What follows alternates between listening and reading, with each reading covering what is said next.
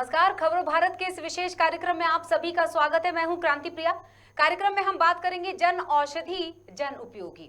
दरअसल ये 2022 की थीम थी और ये क्या कार्यक्रम था उसके पहले आपको बताती हूँ। प्रधानमंत्री जन औषधि योजना पीएम मोदी के द्वारा 1 जुलाई 2015 को घोषित एक खास योजना है, जिसमें सरकार के द्वारा उच्च गुणवत्ता वाली जेनेरिक दवाइयां बाजार मूल्य से कम कीमत पर उपलब्ध कराई जाती हैं। इसके लिए सरकार के द्वारा जन औषधि स्टोर बनाए गए हैं, जहां जेनेरिक दवाइयां पाई जाती हैं। इस योजना का लक्ष्य देश के हर ब्लॉक में कम से कम एक पीएम बीजेपी केंद्र खोलने का है। जन औषधि को परियोजना को लेकर लोगों को जागरूक किया जा रहा है। इसी कड़ी में 1 से 7 मार्च इस एक हफ्ते जन औषधि सप्ताह मनाया गया और इस चौथे जन औषधि दिवस की थीम थी जन औषधि जन उपयोगी। इससे जेनेरिक दवाओं के उपयोग और इसके लाभों के बारे में ज्यादा से ज्यादा लोगों को बताया जा सके।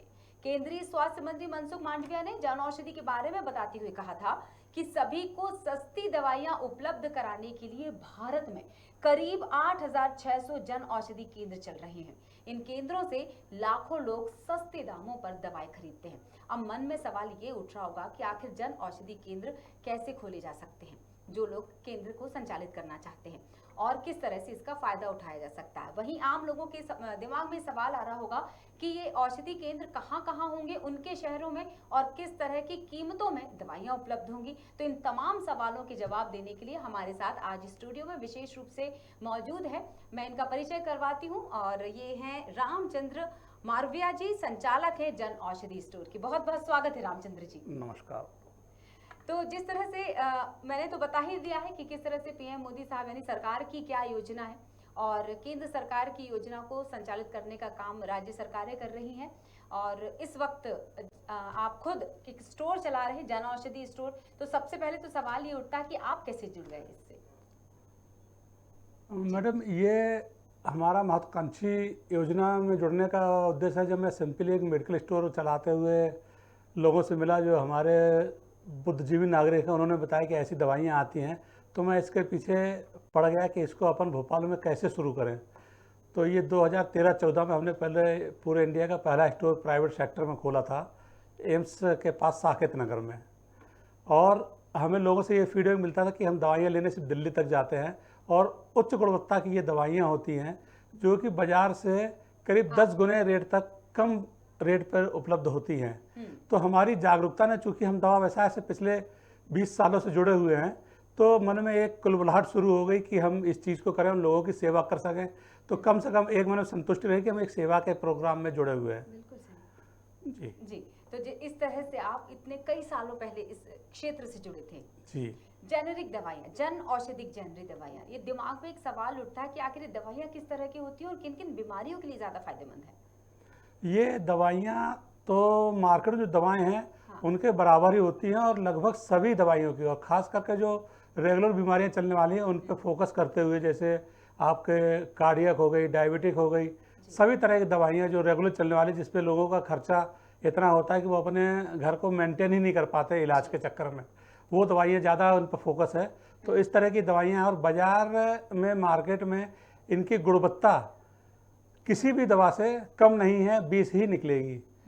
क्योंकि जो हमसे ले रहे हैं, तो हमारे काउंटर पर जब पब्लिक आती है तो हमें बड़ी संतुष्टि प्राप्त होती है कि इतनी अच्छी दवाइयों के लिए पब्लिक हमसे आकर बार बार करती है भैया हमें टाइम पे दवाइयाँ उपलब्ध करा दें। टाइम पर दवाइयाँ उपलब्ध करवाते, इसका मतलब कहीं बाहर से आपके पास ये स्टोर में पहुंचती हैं? हाँ, ये दवाइयों को हम लोग के वेयर हाउस और रीजनल वेयर हाउस बने हुए हैं। हाँ। और कुछ डिस्ट्रीब्यूटर भी बनाए गए हैं जिनके द्वारा ये हम लोग के पास उपलब्ध होती हैं। जी। तो किस तरह से डिस्ट्रीब्यूशन उसका होता है? मान लीजिए अगर मैं किसी दूसरे शहर में हूँ और मुझे जन औषधि केंद्र चाहिए, तो क्या हर शहरों में उपलब्ध है, यानी कस्बे तक पहुँच चुका है, या अभी भी कस्बे के लोग शहरों की तरफ आते हैं जन औषधि केंद्र में दवाइयाँ लेने के लिए? कुछ हिस्सों में तो ये ग्रामीण स्तरों पे पहुँच चुका है, लेकिन अभी अपने क्षेत्र में हम बात करेंगे तो यहाँ पे अभी काफ़ी कम है।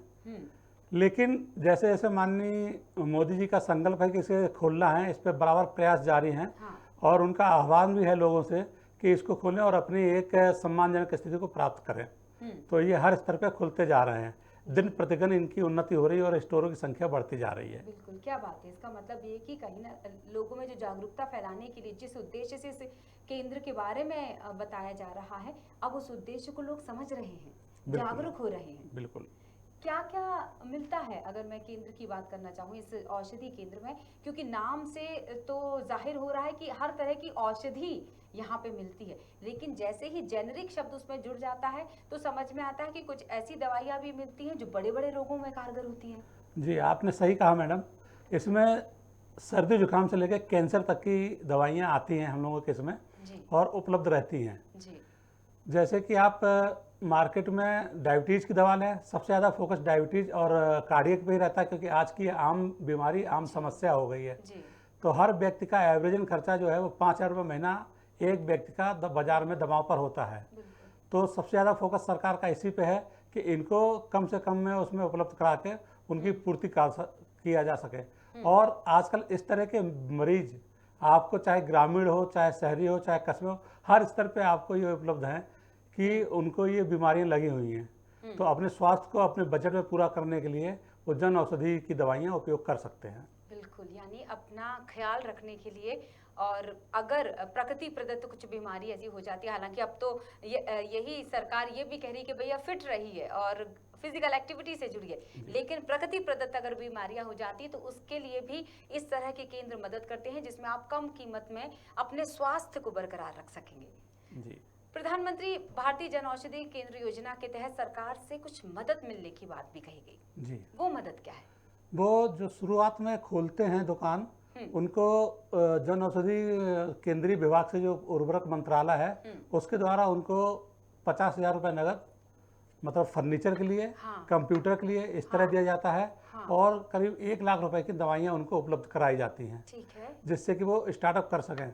और जो प्राइवेट सेक्टर में बाहर जो दुकानें होती हैं उनको वो हर महीने उन पे इंसेंटिव के रूप में करीब 10,000 रुपये महीना 1 साल तक, 2 साल तक वो दिया जाता है, जिससे ये इस्टेब्लिश होने में केंद्र संचालक को आर्थिक परेशानियों से ना जूझना पड़े।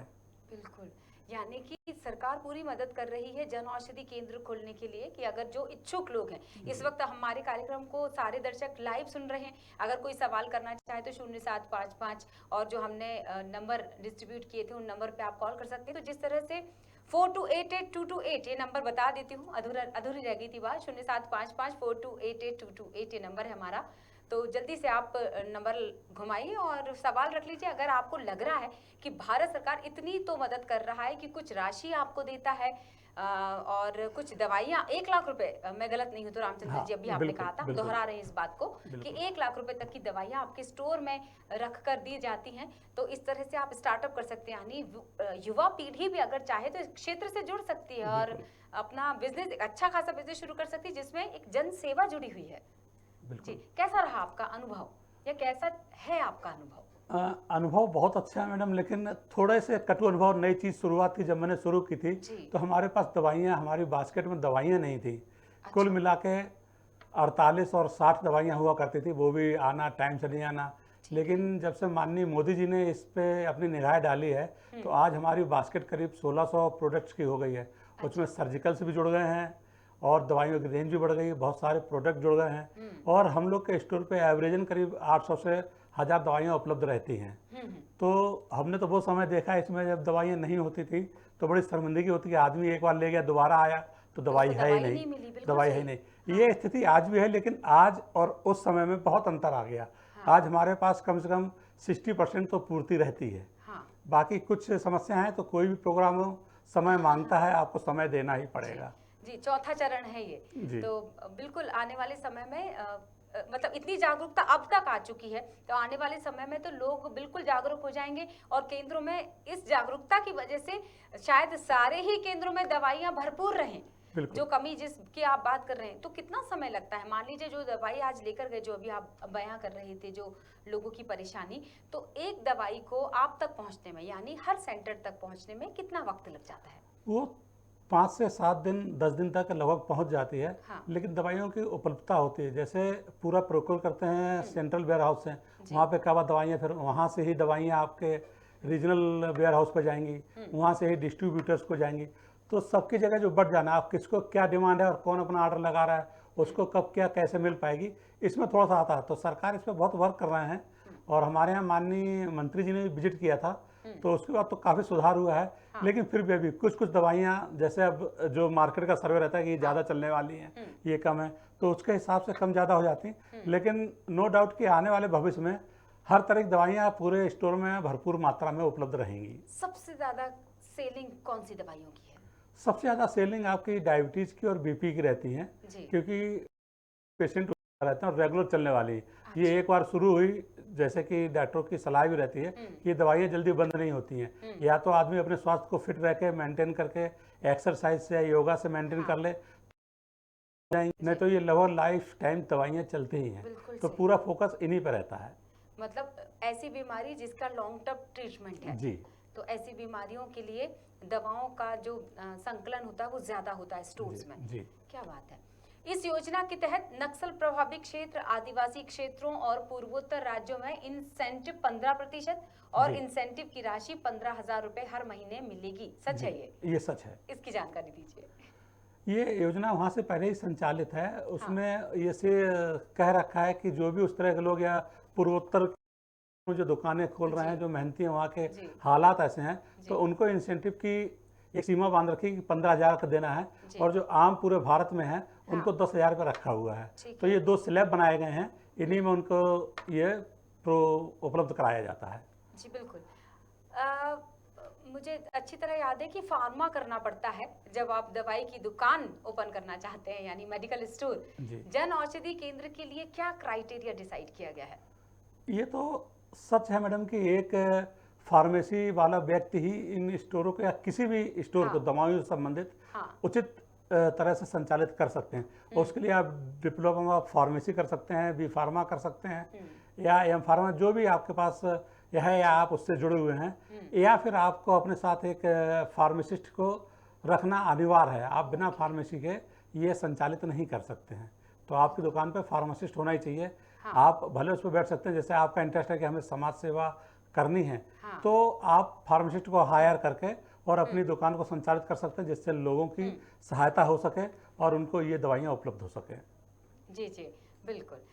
एक सवाल और आया, हमारे दर्शकों ने हमें बहुत सारे मेल किए थे, उसमें कुछ खास सवाल थे, और उनमें से एक खास सवाल ये था कि जिन लोगों ने फार्मेसी नहीं की हुई है लेकिन उन्हें मेडिकल क्षेत्र में काम करते करते अच्छी जानकारी हो चुकी है चिकित्सा क्षेत्र की, तो क्या वो लोग सेंटर ओपन कर सकते हैं? सेंटर ओपन कर सकते हैं, लेकिन उन्हें फार्मासिस्ट जरूर रखना होगा, क्योंकि ऐसा अभी तक कोई क्राइटेरिया स्थित नहीं है कि आपने बहुत अनुभव ले लिया 20 साल का और आप दुकान अपने आप संचालित कर सकें। यानी भले ही आपको दवाइयों की जानकारी हो। बिल्कुल। तो इसमें जो सरकार की गाइडलाइन है उसके हिसाब से आपको फार्मासिस्ट रखना ही चाहिए। यानी आसान भाषा में ये समझा जाए कि भले ही आपको जानकारी है, आप मालिक बनकर तो बैठ सकते हैं, लेकिन एक टैग जरूरी है इस तरह के केंद्र को ओपन किए जाने से पहले कि आपके शॉप में कोई ना कोई एक सदस्य फार्मा किया हुआ वाला जरूर होना चाहिए। मैं सही हूँ? बिल्कुल बिल्कुल। तो ये तो हो गया क्राइटेरिया, और जिस तरह से आर्थिक मदद की भी बात कर दी गई है, और किस तरह की मदद का प्रावधान है सरकार की तरफ से, या किस तरह के डॉक्यूमेंटेशन की जरूरत पड़ती है? मान लीजिए मैं हूं और मुझे अब अपने क्षेत्र में केंद्र खोलना है, तो वो केंद्र खोले जाने के लिए कुछ मुझे, मतलब जैसे जगह का चयन मुझे बताना होगा कि मैं किस जगह पर खोलना चाहती हूँ, फिर वहाँ कोई सर्वे किया जाएगा कि वहाँ उसकी उपलब्धता है या नहीं, तमाम चीजें। मैडम, इसमें मैं आपको अवगत कराना चाहूँगा कि जो जगह का क्राइटेरिया है, वो लाइसेंसिंग के लिए जो जगह का क्राइटेरिया है वो 120 स्क्वायर फीट आपको चाहिए, ये कंपलसरी है। पहली चीज़। दूसरा, फार्मासिस्ट होना चाहिए। तीसरा, आपके आसपास, क्योंकि जन औषधि में इतने मार्जिन नहीं कि आप सरवाइव कर सकें, तो आपके आसपास कम से कम शहरी क्षेत्रों में 1 किलोमीटर की दूरी और ग्रामीण या कस्बई क्षेत्रों में 2 किलोमीटर की दूरी आपको मेंटेन करना है। उसके पहले आपको वो क्षेत्र नहीं मिलेगा। अच्छा। केंद्र नहीं उपलब्ध हो पाएगा। और उसके बाद बाकायदा ऊपर से जो टीम है मंत्रालय की, या जो इन्हें संचालित करने PMBI करके हैं, वो उनके नोडल ऑफिसर वगैरह आपके विजिट करते हैं, देखते हैं आपके डॉक्यूमेंटेशन जो सिंपल दुकान खोलने में लगते हैं वो लगेंगे, गुमास्ता आपका लगेगा ही, GST आपको लेना ही पड़ेगा। तो ये सारी प्रोसेस उसी में चलती है साथ साथ। जी बिल्कुल। और लाइसेंस, ड्रग लाइसेंस सबसे जरूरी है, उसके बिना तो ये दुकान चालू हो ही नहीं सकती है। बिल्कुल। तो जब सरकार पैसे दे रही है, 1 लाख रुपए की दवाइयां भर कर दे रही है, 50,000 रुपए फर्नीचर में खर्च कर रही है, तो इसका मतलब ये नहीं है कि आपने 3-4 महीने दुकान खोलकर आप बैठ गए और छठवें महीने में जब सर्वे हो गया, नोडल अधिकारी आकर चले गए, आपको लगा कि अब ज्यादा कुछ कर नहीं पा रहे, मजा नहीं आ रहा, वॉटेवर जो भी दिमाग में चलता है एक आम व्यक्ति के, उस हिसाब से इस सवाल को रख रही हूँ, और 6 महीने बाद स्टोर को बंद कर दिया। इसका मतलब कोई समय सीमा निर्धारित की गई होगी कि कम से कम आपको इतने साल तक तो स्टोर को चलाना ही है। ऐसा नहीं है मैडम जी। जो ये स्टोर संचालन के लिए आवेदन करते हैं, तो जो बाहर के प्राइवेट अपने खोलते हैं, उनको फिक्स है कि 10,000 रुपये महीने मिलेगा। उनको ये एक साथ एक मुश्त रकम नहीं मिलती है। ये रकम सिर्फ जो गवर्नमेंट के साथ जुड़ के खोलते हैं उनको उपलब्ध होती है। तो स्टोर वाला आज खोल के कल भी बंद कर दे तो उसके हाथ में कुछ नहीं आएगा। वो तो उनकी सेल पर डिपेंड करता है कि उनकी क्या सेल रही, तो उसका 10% उनको मिल जाएगा, या नक्सली वाले क्षेत्रों में है उनको उनका 15% के हिसाब से मिल जाएगा। तो ऐसा वो बिल्कुल नहीं कर सकते, वो आज खोल के कल बंद कर दें तो उनका ही नुकसान होगा। लेकिन धीरे धीरे जो क्राइटेरिया बनाया हुआ है कि आपको हर मंथ मिलेगी, तो सहायता है लंबे समय के लिए कि 1.5 से 2 साल आप उसमें सर्वाइव करते रहें। स्टार्टिंग में लोग नहीं आते हैं, समझते नहीं हैं, तो वो आपके पास आते जाएंगे और आपको चीज़ें समझने को मिलेंगी, और इसका आपका संचालन में कोई कठिनाई आए वो आपको सहायता इस तरह मिलती है। जी बिल्कुल। तो जिस तरह से आपने बताया कि आर्थिक सहायता के साथ साथ, और दूसरी चीज चूंकि जन औषधि जुड़ गया है, और आपने बता ही दिया कि जो लोग जन सेवा करना चाहते हैं वो जन औषधि केंद्र की तरफ बढ़ते हैं। वाकई ये कोई कहा जाए कि एक उद्देश्य वाली बात है, जिसको इस उद्देश्य की पूर्ति करनी होगी वही केंद्र के साथ जुड़ेगा और वही इसको संचालित करेगा, और जब संचालित करेगा तो वो इतनी जल्दी तो खैर केंद्र को बंद करने से रहा। किस तरह के अगर थोड़ी सी हर एक योजना में प्लस और माइनस, यानी सकारात्मक और नकारात्मक दोनों चीजें होती हैं, इसमें क्या सुधार की जरूरत है आपको? चूंकि आप लंबे समय से जुड़े हुए हैं सर, तो आपको क्या लगता है कि अभी इन चीजों पे हम कहीं ना कहीं पीछे रह जाते हैं? समस्या तो कोई नहीं है मैडम, लेकिन क्या होता है कि हम लोग को जो दवाइयाँ उपलब्ध होती हैं वो फिक्स होती हैं कि आपको जो दवा मिल गई वो आपको बेचनी है। अगर आप नहीं बेच पाए तो वो आपको डस्टबिन में डिस्पोज करना है। ये बहुत बड़ी समस्या है। इसको देखते हुए कई बार दवाइयाँ इसलिए भी कम हो जाती कि हम अपना डर के आर्डर मंगाते हैं कि ये चीज़ें नहीं निकल पाई तो हमारी एक्सपायरी में जाएंगी। सही बात। सबसे बड़ा बैकड्रा ये है। बाकी सरकार ये सारी चीज़ें कर रही है, हमें लगता है आने वाले समय में इस पर भी गौर करेंगे और इसको भी खत्म कर सकते हैं। बिल्कुल। तो इतनी जल्दी अभी इस पर कुछ भी कमेंट्स करना हमारे हिसाब से उचित नहीं है, लेकिन डे बाई डे जैसे इस पे उन्नति और प्रगति हो रही है, वो इसमें सुधार होने की संभावना है। बिल्कुल, क्योंकि ये उनके ध्यान आकर्षण के लिए बहुत जरूरी है कि ये केंद्र में आने वाली समस्याएं हैं, इन समस्याओं का निवारण तभी हो पाएगा जब समस्याएं उनके सामने रखी जाएंगी। तो मुझे लगता है जल्द ही इसका भी निपटारा कर दिया जाएगा। केंद्र खोलने के लिए मैंने आपसे पूछ ही लिया कि क्या क्या डॉक्यूमेंटेशन होते हैं। अगर फार्मेसी नहीं किया हुआ है, अभी आपने एक महत्वपूर्ण बात कही थी, लेकिन आपके स्टोर में काम करने वाला एक फार्मा से जुड़ा हुआ एक बंदा मतलब होना ही चाहिए, एक व्यक्ति होना चाहिए आपके स्टोर में। तो इसका मतलब ये कि अगर जो केंद्र खोलने जा रहा है उसके डॉक्यूमेंटेशन की जब बारी आए तो मिनिमम क्या स्नातक या स्नातकोत्तर क्या होने चाहिए पात्रता? स्नातक सफिशिएंट है। स्नातक अगर है व्यक्ति तो वो इसके लिए अप्लाई कर सकते हैं, लेकिन जब तक फार्मासिस्ट नहीं लगा होगा, जब तक आपका आवेदन अप्रूव नहीं होगा। तो पहली शर्त यही कि आपका फार्मासिस्ट होना चाहिए, आपके पास जगह हो, वो चाहे किराए की हो चाहे आपकी अपनी खुद की हो, ये होना चाहिए। तीसरा, आसपास आपके जो दूरी दूसरा केंद्र है उससे कम से कम शहरी क्षेत्र में 1 किलोमीटर और कस्बई क्षेत्र में, ग्रामीण क्षेत्र में 1.5 से 2 किलोमीटर की दूरी उसे जरूर मेंटेन करना है। तो ये चीज़ें आपको करनी ही पड़ेंगी। बाकी सारी चीज़ें आप जैसे जैसे काम में उतरेंगे सारी चीज़ें आपको वहाँ से सहयोग मिलता जाएगा, बताया दिया जाएगा कि ये ऐसे ऐसे करना है। एक परिवार में क्या एक ही व्यक्ति इस केंद्र को खोल सकता है, या परिवार के अन्य सदस्य भी अगर चाहें तो अलग अलग क्षेत्रों में? क्योंकि आपने बता दिया कि एक सीमित क्षेत्र में एक ही स्टोर होना चाहिए, तो क्या एक परिवार के अन्य सदस्य, कितने सदस्य एक स्टोर को ले सकते हैं? अभी तक इस तरह का कोई क्राइटेरिया हमारी नज़रों में नहीं आया है, लेकिन जैसे अलग अलग सदस्य हैं और वो इस सेवा क्षेत्र में आना चाहते हैं तो हमारे हिसाब से खोल सकते हैं। उसमें कहीं कोई आपत्ति नहीं है। उनके सारे डॉक्यूमेंट सबके अलग अलग लगेंगे, सारी चीज़ें अलग होगी, उनका दुकान अलग सेपरेट रहेगी, तो वो बिल्कुल खोल सकते हैं। और ये तो एक अच्छी बात है कि पूरे परिवार के साथ अगर इसमें काम करते हैं तो सबका एक जैसा माहौल रहेगा, एक जैसा उस चीज़ को समझेंगे और उन्हें आपस में भी सहयोग मिलेगा ही। बिल्कुल। जन औषधि जेनेरिक दवाइयाँ, क्योंकि शब्द जेनेरिक जब जुड़ जाता है तो दिमाग में कई तरह के सवाल आ जाते हैं कि पहचान कैसे की जाए, तो शायद इसकी पहचान आसान होनी चाहिए। जन औषधि की बात करें मैडम, तो जन औषधि अपने आप में सरकार का ही ये लोगो है कि जन औषधि जेनेरिक दवाई है। ये तो जन औषधि की बात हो गई, लेकिन बाजार में थोड़ा सा कठिन है। उसमें अभी भी पब्लिक के साथ ये खेल हो जाता है कि वो जो दवाइयाँ चाह रहे हैं उनको वो मिलती तो कम रेट की हैं, कि उनको पूरा पैसा चुकाना होता है। तो ये चीज़ें हैं। अगर आपको जन औषधि जेनेरिक चाहिए तो आप जन औषधि केंद्र को ही तलाश करें, उससे आपको पूर्ण रूप से जेनेरिक ही मिलेगी। आप लंबे समय से स्टोर में हैं, मतलब लोगों से दो चार होते हैं, कई तरह के सवाल होते होंगे, कभी कभी परेशान लोग भी आपके पास आ जाते होंगे, तो किस तरह के आम सवाल लोगों के पास आते हैं जो जन औषधि केंद्र में आकर आपको लगता है कि हाँ ये सवाल वाकई महत्वपूर्ण है या रोचक है? दवाइयों का व्यवसाय बहुत ही कठिन और सुविधा वाला व्यवसाय है। कठिन इसलिए है कि हर आदमी के मन में एक डर होता है कि हमें कहीं कोई गलत दवा ना मिल जाए, हमारे साथ कोई अनहोनी ना हो जाए। तो जब व्यक्ति, कई बार आप तो हमारे यहाँ शिक्षा दर इतनी बढ़ गई है, साक्षरता दर भी बढ़ गई है कि हर आदमी पर्चे पढ़ लेता, दवा मिलाता है, लेकिन वो ये नहीं समझ पाता कि ये दवा जो हमें दी है तो ये कहीं गलत तो नहीं। तो फिर वो बहुत क्वेरी करते हैं, जो कि ठीक है, लेकिन अगर जन औषधि से दवा ले रहे हैं तो वहाँ पे जो बैठा व्यक्ति है मोस्टली 99.99% हमें फार्मासिस्ट बैठा हुआ, तो वो जो दवा आपको दे रहे हैं वो जेनरिक है उसकी, और ब्रांड नेम में आप ना उलझें तो उसको ले सकते हैं। ये सबसे बड़ी समस्या है। और ख़ास करके जो ग्रामीण परिवेश के व्यक्ति आते हैं उनको समझाना बड़ा टफ होता है कि डॉक्टर साहब ने तो हमें यही दवा लिखी है, आप ये बदल के क्यों दे रहे हैं। फिर उन्हें ये समझना पड़ता है कि भाई साहब ये दवाई इस तरह से, ये इस तरह है, और दोनों एक ही चीज़ है, बस ये सस्ती है इसलिए आपको ऐसा लग रहा है। ठीक है।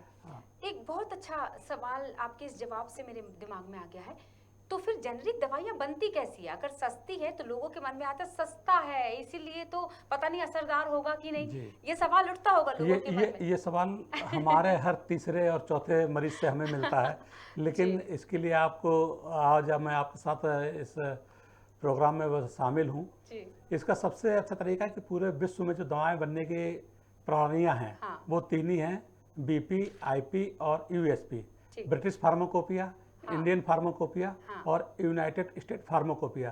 पूरे विश्व में कहीं भी दवा बनेगी वो इन्हीं तीनों फार्माकोपिया को जो रेगुलेशन है उनको फॉलो करके ही बनेगी। तो चाहे वो जेनरिक बने, चाहे ब्रांडेड बने, कुछ भी बने, अलग अलग नोचे, चाहे PG बने, वो फॉलो करे बिना वो दवा बन ही नहीं सकती।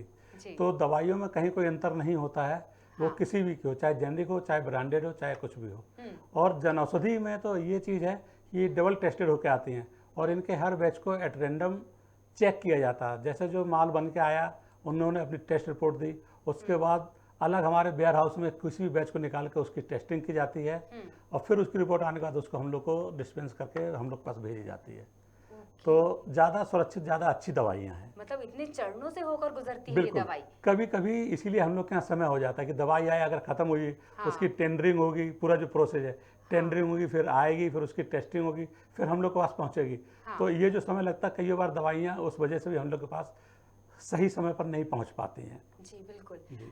हमने कम वक्त में बहुत ज़रूरी बातें कर ली हैं, आपने बहुत महत्वपूर्ण जानकारियां लोगों तक पहुंचा दी है।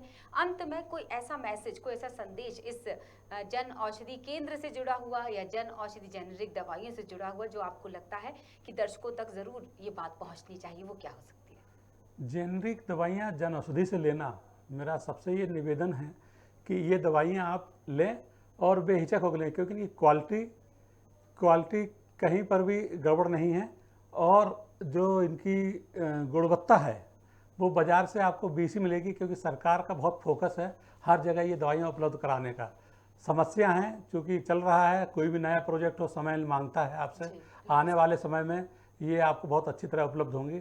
तो आप लोग अपना रुख जन औषधि की तरफ करें, जिससे आपके पैसे पे बचत हो और आपका स्वास्थ्य अच्छा रहे। बिल्कुल, बहुत बहुत शुक्रिया सर हमारे साथ स्टूडियो में जुड़ने के लिए और इतनी महत्वपूर्ण जानकारी साझा करने के लिए। दर्शकों को बता देते हैं हमारे साथ जुड़े हुए थे संचालक हैं जन औषधि स्टोर के रामचंद्र मारव्या जी, और जिस तरह से उन्होंने तमाम जानकारी हमारे साथ साझा की, जेनेरिक दवाइयों को लेकर जो उलझन थी आपके दिमाग में, आपके मन में, वो खत्म हो गई होगी। अगर केंद्र खोलना चाहते हैं तो उन्होंने बता दिया कि कितना आसान तरीका है केंद्र को संचालित करने का, और दवाइयों को लेकर जो आपकी उलझन थी, जो फंडे थे, वो भी क्लियर हो गए होंगे कि दरअसल जेनेरिक शब्द जुड़ जाने से आप बिल्कुल कंफ्यूज मत होइए, बिल्कुल मत भटकिए।